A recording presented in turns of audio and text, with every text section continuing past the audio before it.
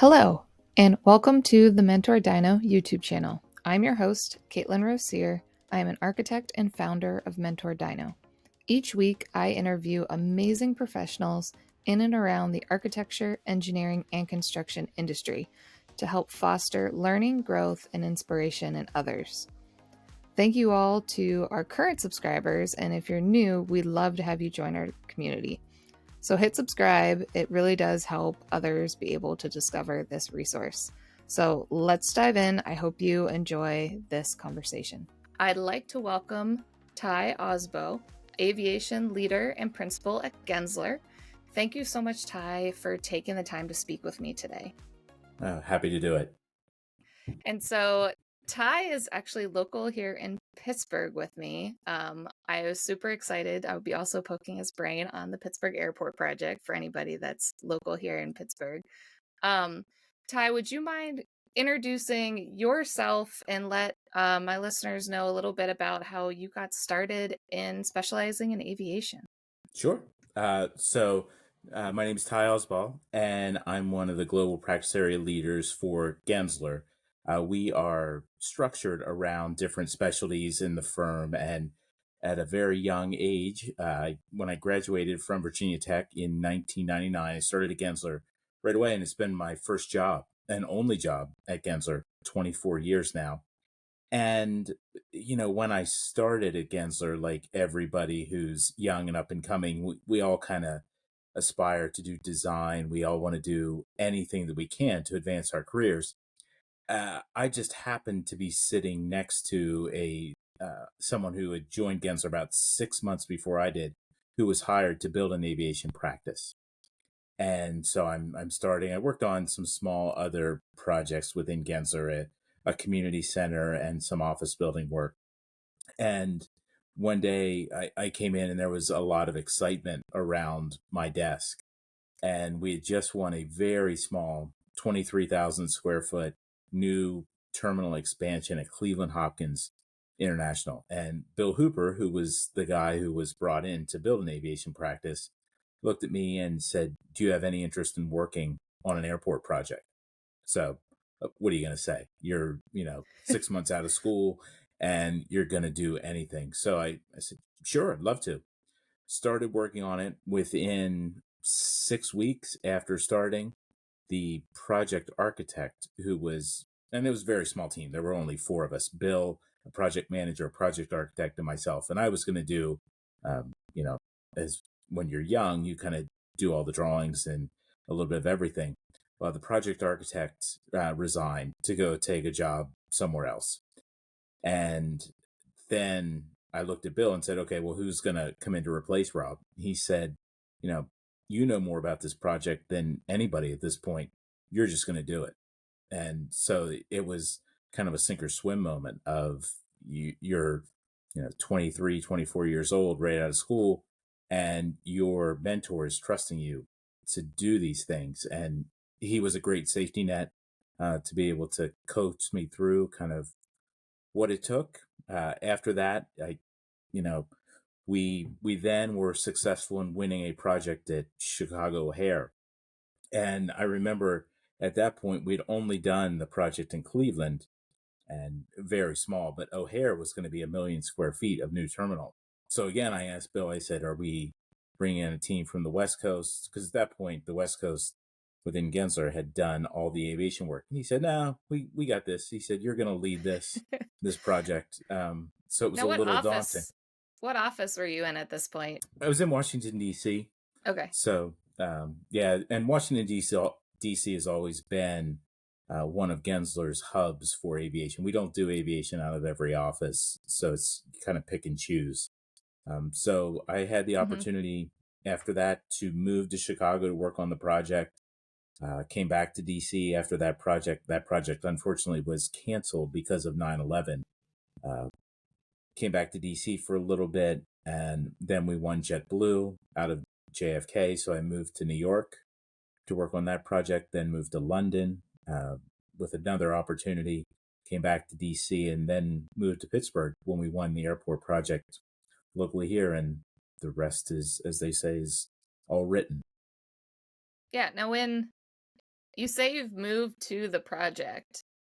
When does that start in the aviation group? Because if it's mainly coming out of, say, DC, for example, but then you've got people moving around, how does the transfer of knowledge or connection like that mentor that sat next to you, how But does that work? it it's a funny thing. We're somewhat unique within Gensler, and maybe within the industry. We become a little bit nomadic.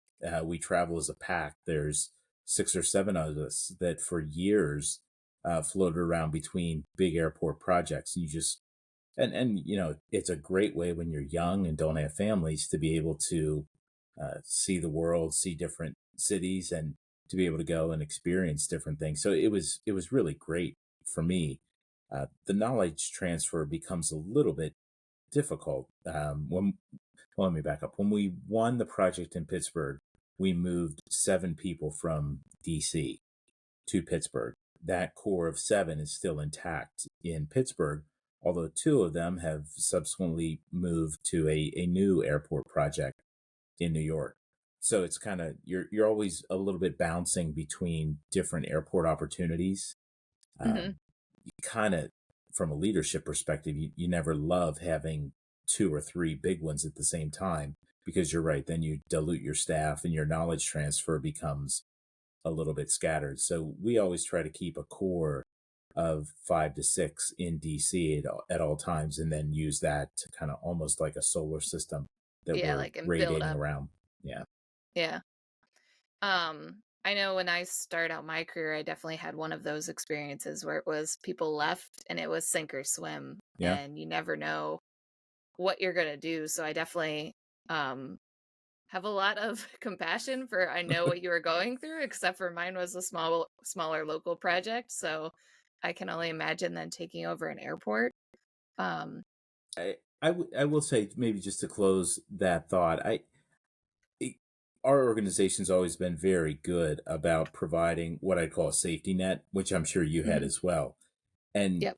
it's a culture of, and I would encourage anyone who's got a chance to do it, to go out and take a chance. As long as you feel that you've got someone who's going to be there to support you, or at least be able to tell you where to go get the knowledge. Because honestly, today, if I told you I know everything about any subject, I'm lying.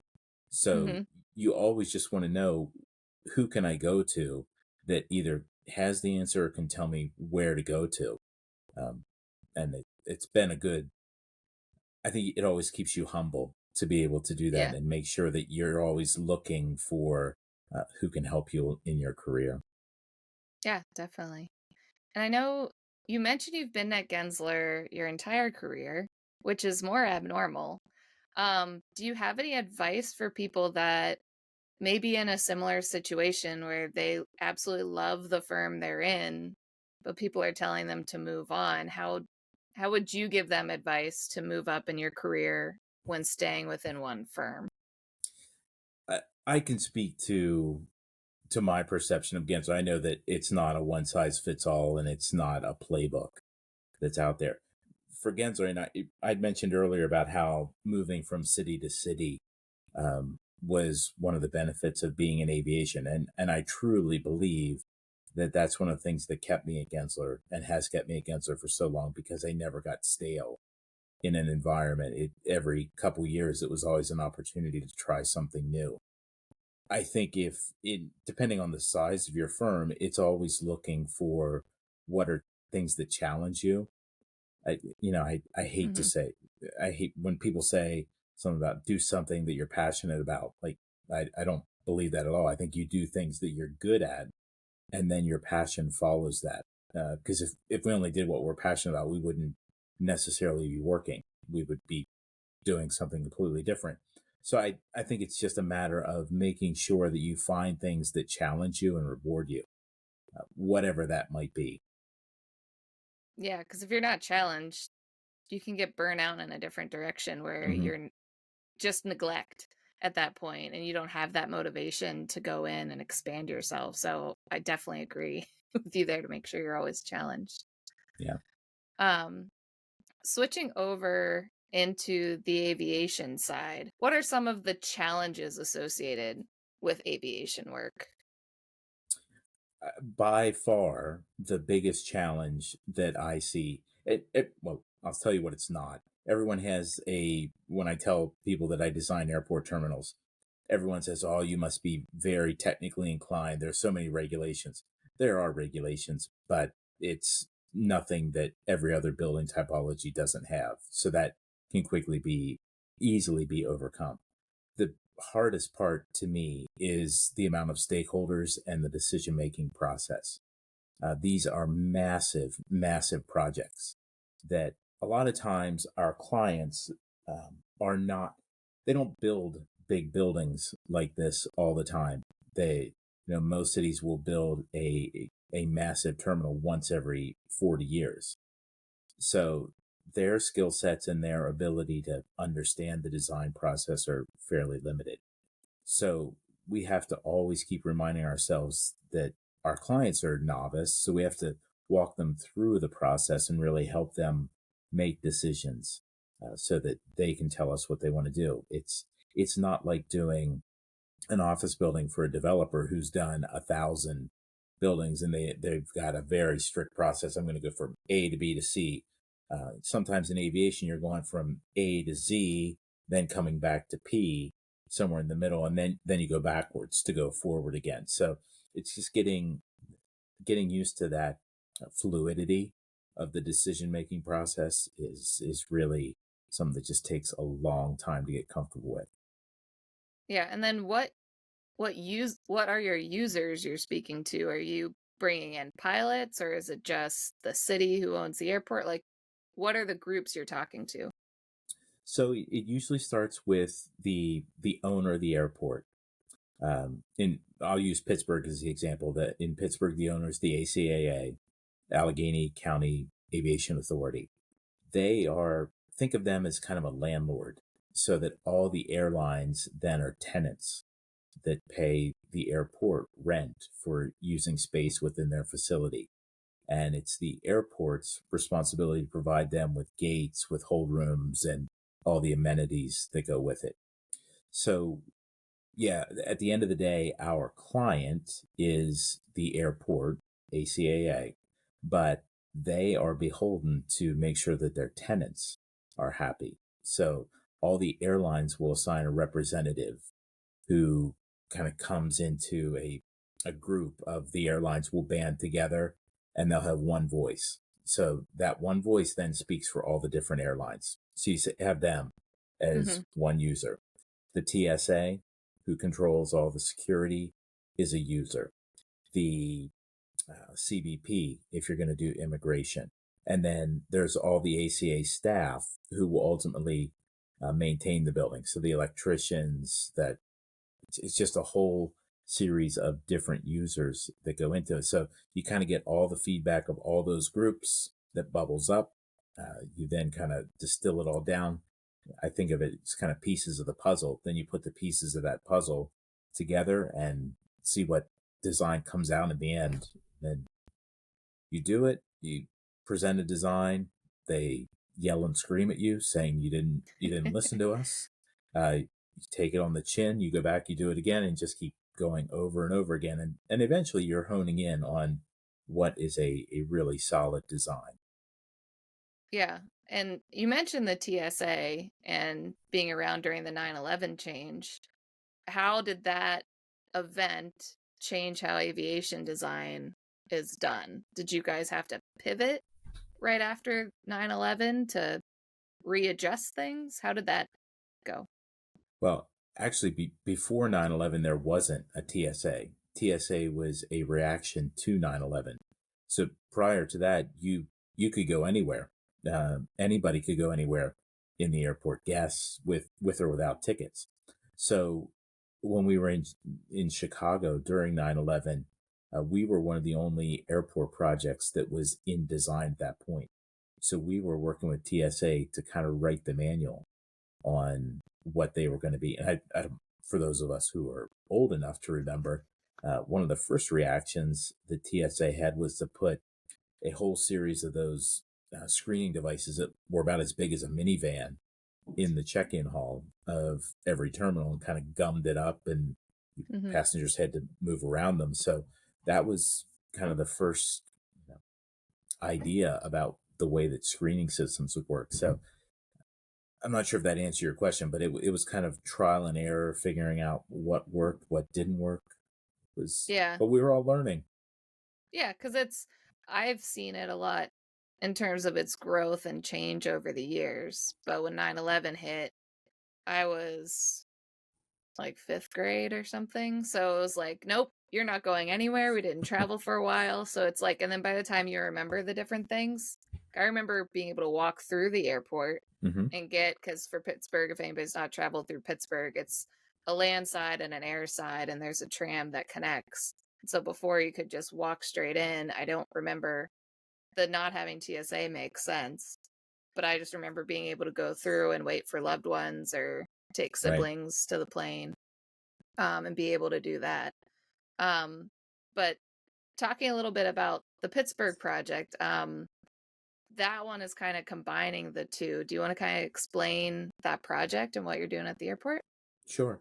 So, you know, Pittsburgh, the airport, just like you described, is of a head house where you get your ticket, you drop your bag off, and then a tram, and then going out to the gates, which is in the X shape, was all designed around U.S. Air and that particular airline's operation of being able to connect flights. And it was a very, very small percentage of the passengers were actually Pittsburghers. So over time, when U.S. Air pulled out of Pittsburgh, the airport was probably, and still is to some extent, a little bit oversized and not really fit for purpose of what it is. And I I really think Christina Casotis, the CEO of the airport, does a great job of really hammering home the point that when people ask, well, what are you going to do when the hub comes back? The hub, and she's very clear, the hub is not coming back. The hub is going to be, it's an age of the past. So making sure that, we're designing what's right for today and what's right for Pittsburgh going forward. So she took a great view of making a terminal that's tailored to what the future is. And really what it's going to be is, if you were to think of the X as where the gates are, is now moving the head house for check-in and baggage up into the legs of the X, building a new roadway that takes you back directly to that. So now your flow is going to be go through ticketing, go through a security that's attached to that, which now is attached directly to the X. So it'll make the passenger movements really smooth. You should be able to get in and out very quickly, and it'll be much more aligned with how people want to use the terminal for Pittsburgh going into the future. Yeah, you don't have to run down to the tram to make sure you're there in the last like half a second. Which Yes, it's never that bad. I've been in a lot worse airports where there's a lot more length of time, but I agree with her. It's been how long and a hub hasn't come back. You can't hold on to so much real estate and hope that something's going to go that way. exactly. Um, yeah, and I know the nice thing about it being part of the X, I think it's Terminal D, that you can actually see the project go up. And so that's been really cool. I know I traveled the most this year, between personal and work. And so anytime I got to the airport early, I was always trying to go down to Terminal D and see the progress. My husband would always make fun of me. It's like, oh, you architect, you have to go see a construction site. I'm like, well, it's a big project and I've never done one of these. And Yeah, you can start to see like where the baggage would go below, because unless you're in baggage, like you don't know how the bags move besides like right. Toy Story videos. It's more what you see. Um, so with all these different parts and pieces, do you have different vendors to work where terminals connect versus the baggage movement? Do you have to design those, or are those more like a kit of parts you just plug in, or a consultant? uh, Virtually everything in the airport that we design has a specialty consultant, and there's some that are just insanely special. That, believe it or not, there is a consultant who gets paid. He is a bird mitigation consultant. So his sole being is to document and help advise architects on how to make their terminals be more friendly for birds. So yeah, if you were to look at the list of consultants on the Pittsburgh airport, I think if I remember, and this is probably a little bit out of date, but I think we had close to 45 different consultants who are working under us on this project. So the we have the normal structural mechanical MEP, and then we do have a baggage consultant who's it's a very specialty piece, but they design baggage systems, and then we kind of take all those different components, and then you have to coordinate and make sure that the baggage, which kind of runs on a belt and a Hmm. bed, but then it's got a vertical clearance to it, so you almost have to treat it like a 5 foot piece of ductwork that just snakes through the building that nothing can ever penetrate through that. So Yeah. it becomes a real interesting puzzle to try to put together both in plan and section. Yeah. Anytime I've like gone past, I think it's like Philly, you get the tram, so you go past different areas, you can kind of peek in. It's always just like, I don't even know how it keeps track of what direction it needs to go, but hey, if they get it to work, it's fine. What's your favorite aviation project you've worked on? I really have enjoyed working on Pittsburgh, but that's pandering to the crowd. I will actually I've been involved for the past year, well, actually 2 years now, on a project at JFK for New Terminal One. I really enjoyed it. We won it as a design competition. There's, you know, when you work abroad, a lot of the methodology of how you win work uh, in Asia and in Europe is design competition. Very rarely does that happen in the US. In the US, it's mostly based on quals and just based on different relationships that you have. But JFK New Terminal One, they did a design competition. We did a very progressive design, not necessarily in the form or anything, but the restacking of the building where we took uh, for anyone who's traveled a lot internationally, the typical process is you come off of the aircraft and then you go down into the basement, and that's where you go through immigration. We took a very different tact and said, well, why wouldn't you elevate that arrivals experience, especially coming into New York, the gateway into the US for a lot of people coming here for the first time?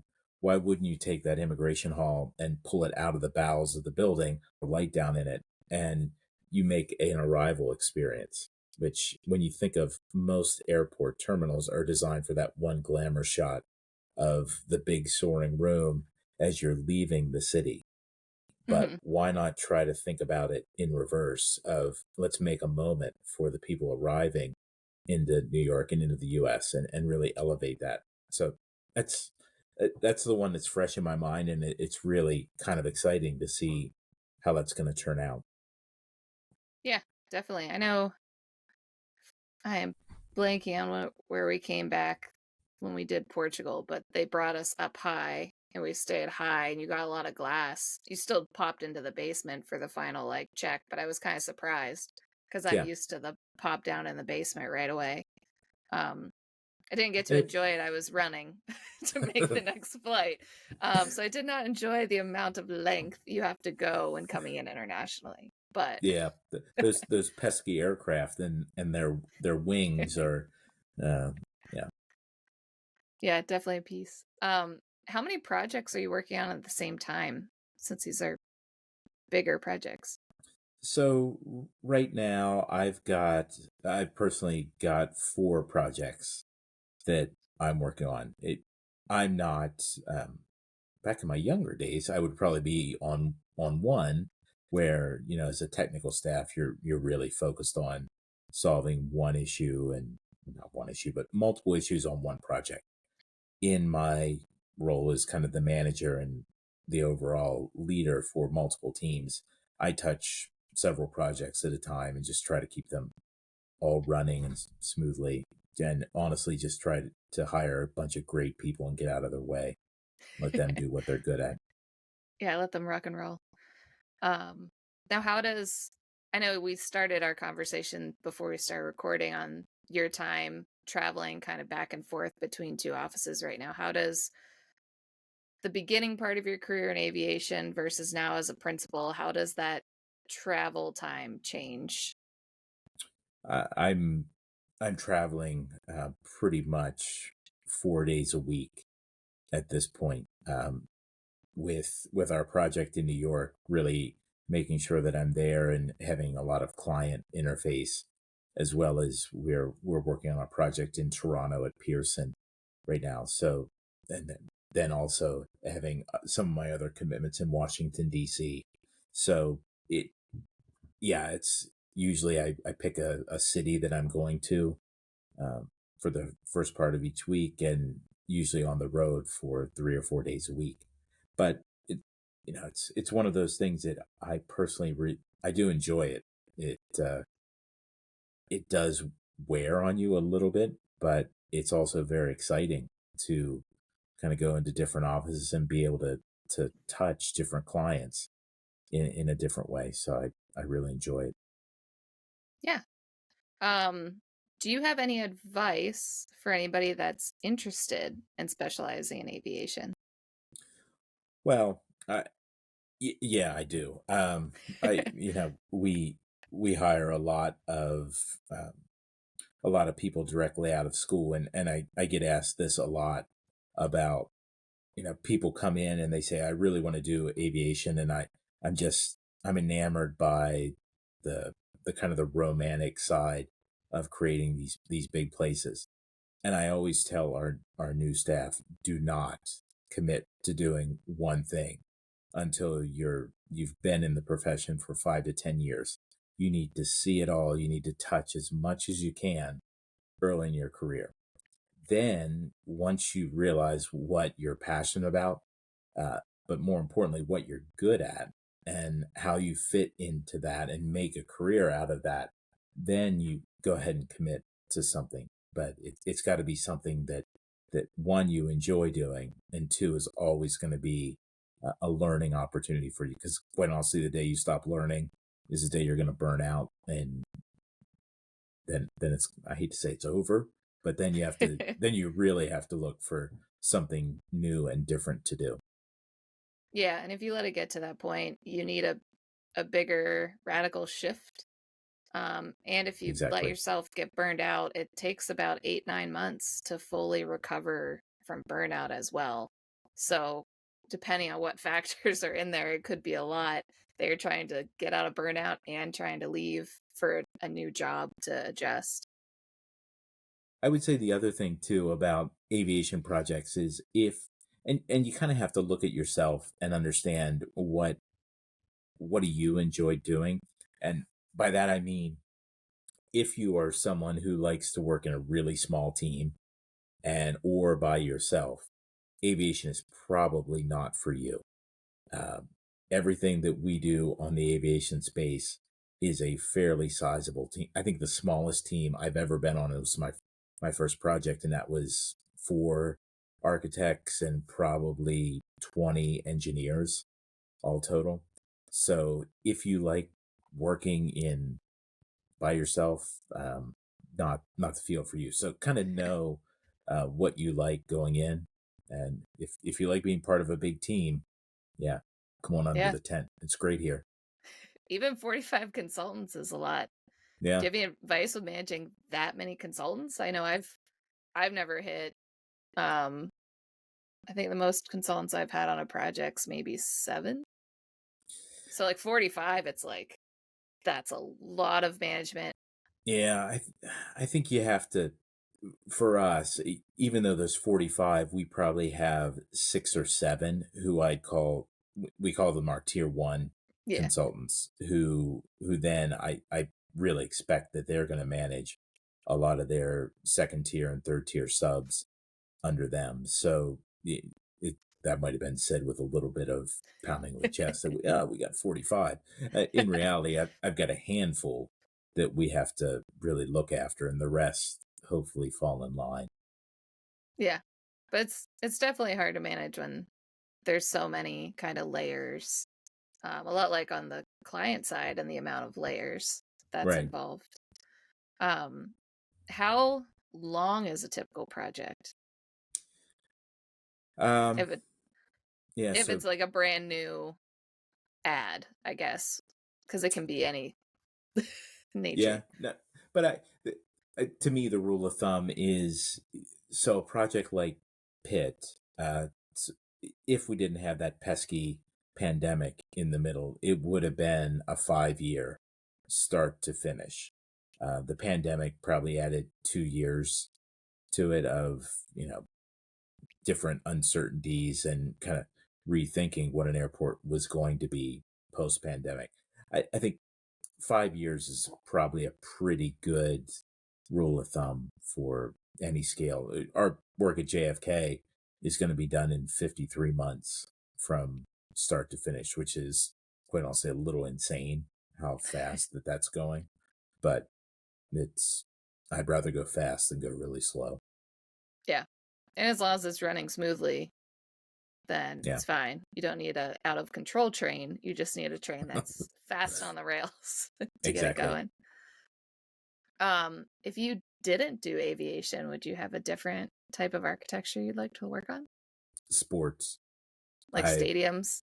I I've always wanted to do a stadium. I find them in some ways the parallel between aviation and stadiums is maybe it's a natural calling. It's all about the movement of big groups of people for a specific event. Although in a stadium it's somewhat of a passive event versus an aviation where you're actively participating in Mm-hmm. the flights. But I'm still really intrigued by that whole theater of people showing up, going through a process and dictating a series of different emotional stages, then experiencing an event, and then how do you exit and still make the exit an event. I would love to do a sports stadium.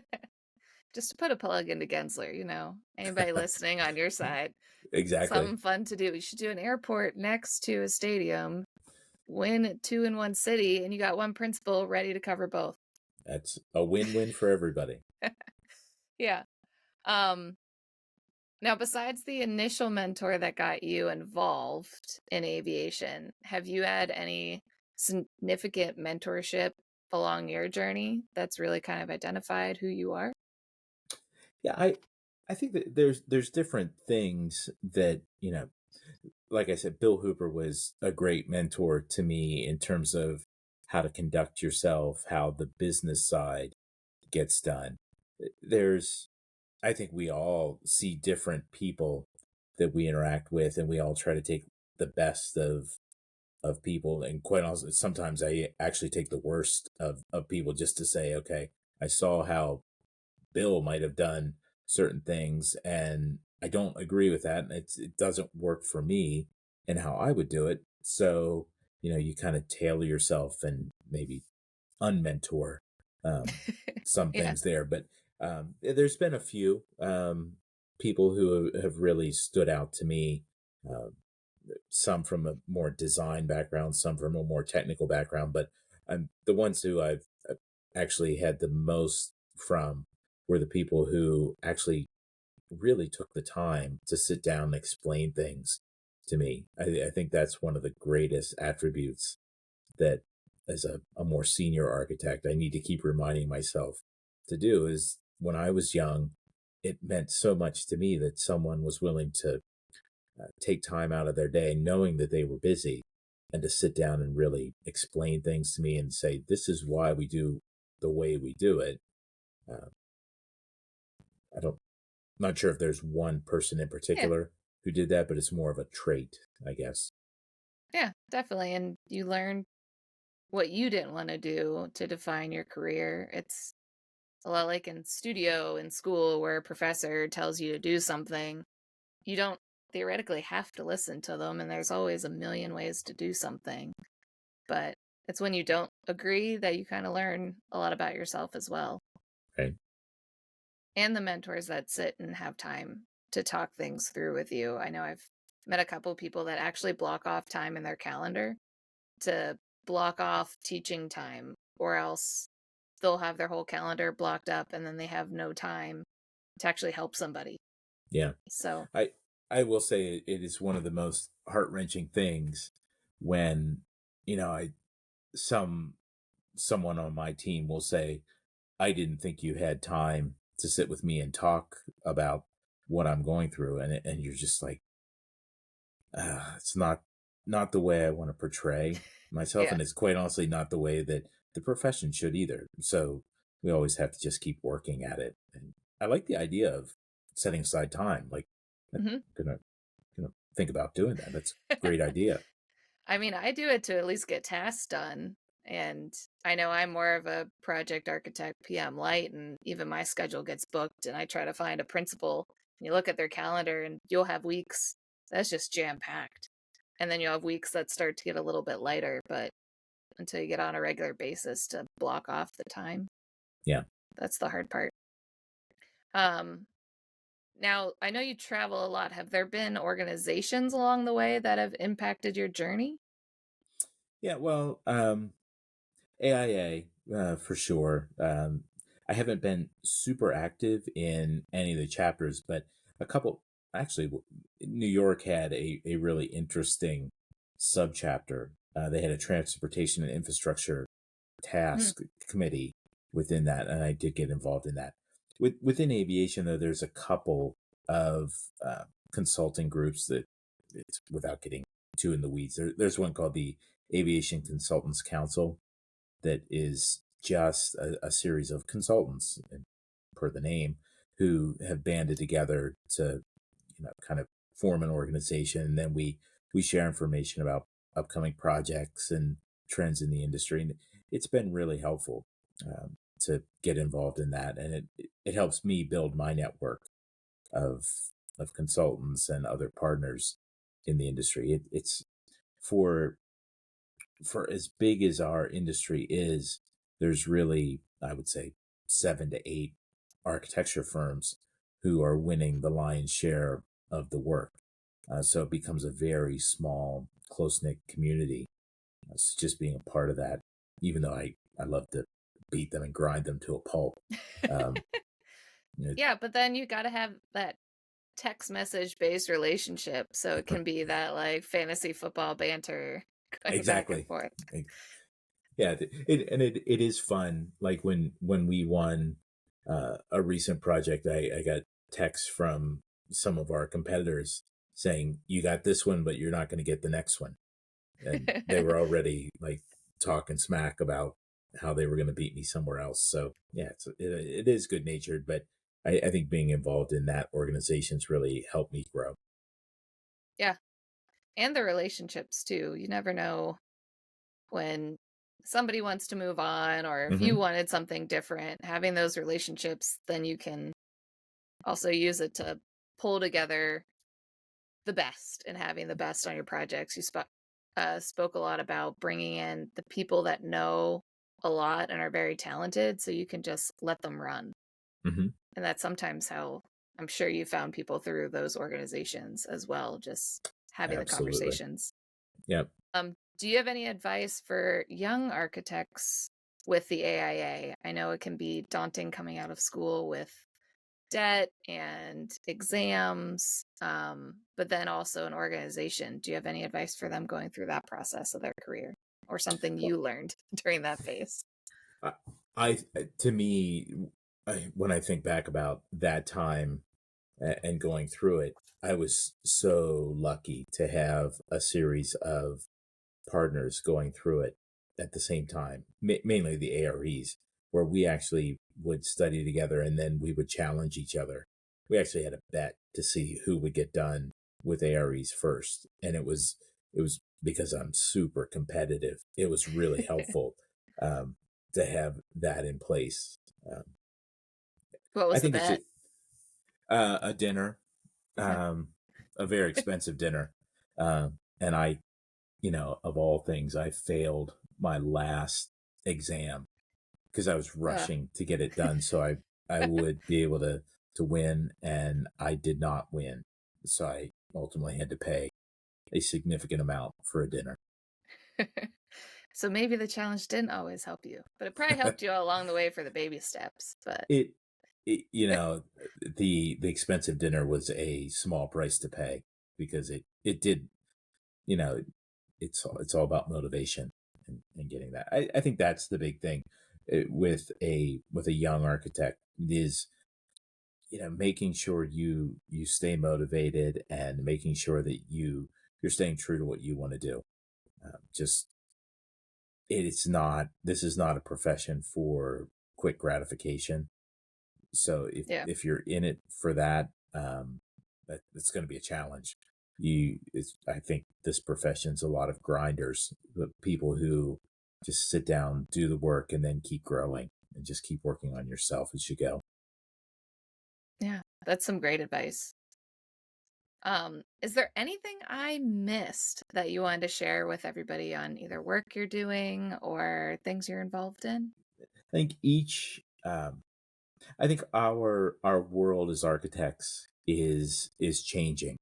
I think we're seeing and maybe it's my lens coming from Gensler, which previously was, well, it still is to some extent, a firm that's been founded upon doing corporate office buildings and workplace projects. And our cities are transforming. The whole idea of workplace is radically changing. I think we're starting to see a shift in how we use cities, and not only big cities, but I think we're starting to see places like Pittsburgh become real attractive to. And I think we're going to get away from this idea of, if you want to be a great architect, you're moving to New York or you're moving to Chicago or moving to LA.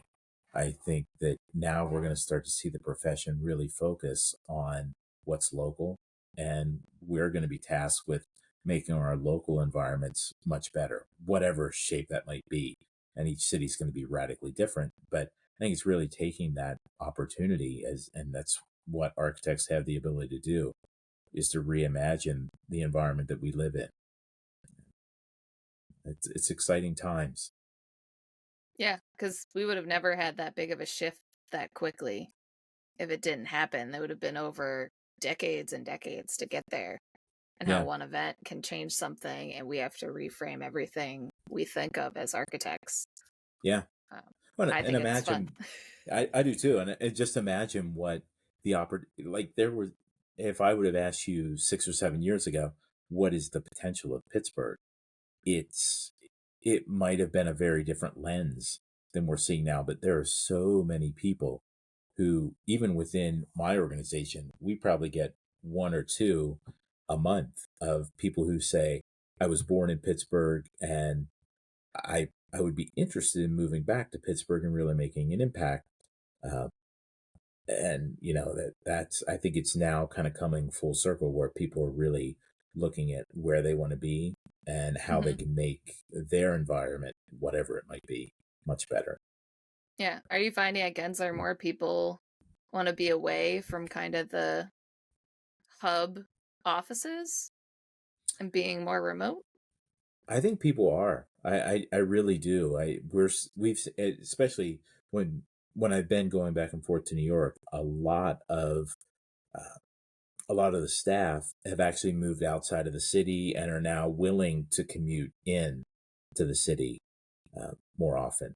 And that, I guess for them it makes sense. To me, I'd almost get to the point where I'd say, well, why wouldn't I just live in a city that's much more comfortable of a scale? Hmm.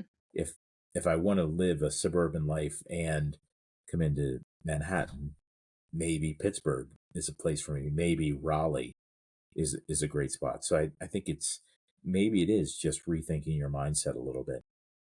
Yeah, because I know I've got friends that live outside of New York City and commute into Manhattan, and just hearing their commutes and the train, I'm like, oh my gosh, I am 15, 20 minutes from literally garage to desk, and Yeah, I'm 8 miles out. I'm like, I don't even want to know what an 8 mile commute in New York would be, but that's driving and parking.